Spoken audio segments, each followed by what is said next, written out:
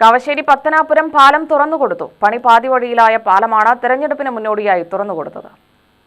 അപകട ഭീഷണിയെ തുടർന്ന് ഒരു വർഷമായി അറ്റകുറ്റപ്പണിക്കായി അടച്ചിട്ടിരിക്കുകയാണ് പാലം. നിലമ്പതി പാലമാണിത്. മഴക്കാലത്ത് വെള്ളം നിറഞ്ഞ് ഇതുവഴി യാത്ര ദുഷ്കരമായിരുന്നു. പകരം താൽക്കാലിക പാലം സ്ഥാപിച്ചെങ്കിലും അതുവഴിയും പോകാൻ കഴിയാത്ത അവസ്ഥയാണ്. 4000-ഓളം കുടുംബാംഗങ്ങളാണ് പുഴയ്ക്കക്കരെയുള്ളത്. ഇവർക്ക് പോളിംഗ് ബൂത്തുകളാകട്ടെ അക്കരയിലും. ഇതുകാരണമാണ് പാലം തുറന്നത്. പഞ്ചായത്തിലെ 6, 7, 8 വാർഡുകളിലെ ജനങ്ങൾക്കാണ് ഇത് ആശ്വാസമായത്. അല്ലെങ്കിൽ ആറാപ്പുഴ അത്തിപ്പറ്റ വഴി 10 കിലോമീറ്ററോളം ചുറ്റി വേണം പോകാൻ. അക്കരെയുള്ള NH UP സ്കൂളിലാണ് പോളിംഗ് ബൂത്ത് സജ്ജീകരിക്കുന്നത്. താൽക്കാലികമായിട്ട് തുറന്നു കൊടുത്തതാണ്. ഇതിപ്പോൾ ഇനിയിപ്പോൾ ഇലക്ഷൻ കഴിഞ്ഞിട്ട് വീണ്ടും അടയ്ക്കും.